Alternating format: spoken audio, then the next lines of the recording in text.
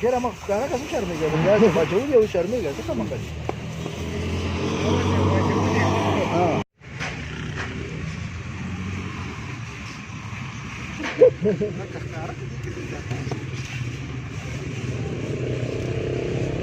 جاوید خان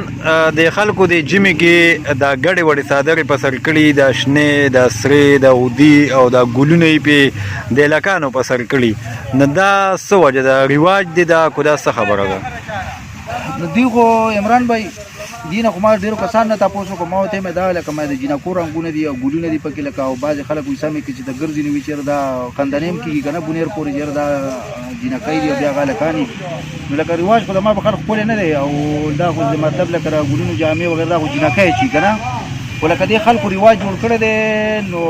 دیو دا خبره کوي چېرې لږ ارزان دي مطلب نو فرض کړو څادر په 1000 روپۍ کېږي نو دوی دا په 950 والي دا خبره کوي و زما په خلکو زما چې دا لکه نفسیاتي طور به هم په دې باندې هغه اثر غورځي ځکه چې دا جامه او دا کلر چې کوم دی د ګلونو دا کمې کمبلې چې ته یاد دی که نه نو دا خو د زنانه او دغه دي او د نارینه خو یو کلر یو رنګ وي نو دغه رواج خور شوی دی اوس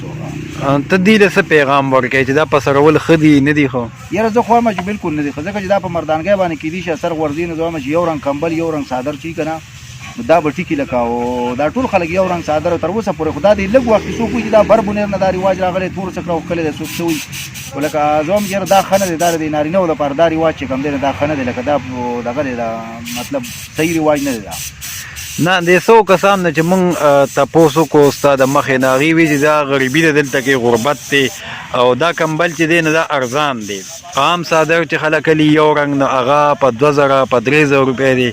دا د په 3500 میلاویږي نو څه دې باره کې څه وایي او نو دوی دا خبره کوي دا خو راته ما وایي چې دوی وایي چې لږ ګران دي څادر یې که نه او دا ارزان دي خو لکه مطلب چې په 3500 نه په 1000 روپۍ هم څادر میلاویږي دونه ګران به هم نه تا چې چا تپوس وکړو غالبا دغه هلک ښه مالدار هم و خو ما په ټایم کې څه ونه وی خو لکه دونه به زه هم چې فرق نه وي خو لکه دا چې الټا منفي اثر بیا دام دی که نه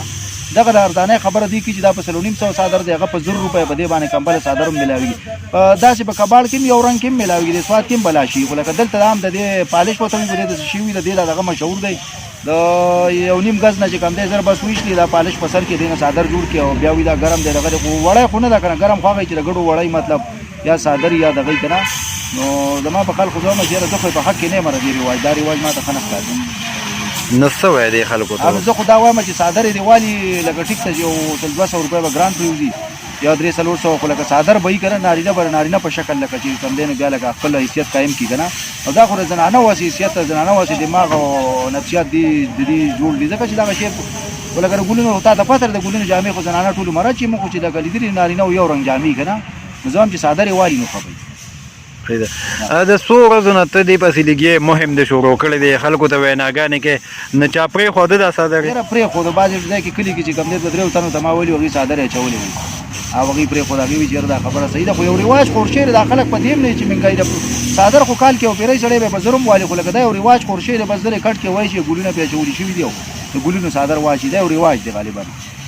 او د کومو دکاندارانو چې راوړل فرض کړي خلکو دا پرېښوده د دکاندارانو چې دومره سټاک راوړل د دې به تاوان نه کېږي دا څادر خو نه دي که نه دا خو پالش دي دا د بړستن دپاره د دغه لپاره دا د هغې کورونه دي غالبا خو دا خلک د څادر جوړ کړي که نه دا خو څادر نه دي دا تارونه دي غړ غړ د دغه بړستنو دغه لپاره راځي او دې ته چې کوم دی نو په ګز یو نیم ګز څادر کټ شي او دا چې څادر ته جوړ کړي دا هلکانو دا د هلکانو دا شی شروع کړي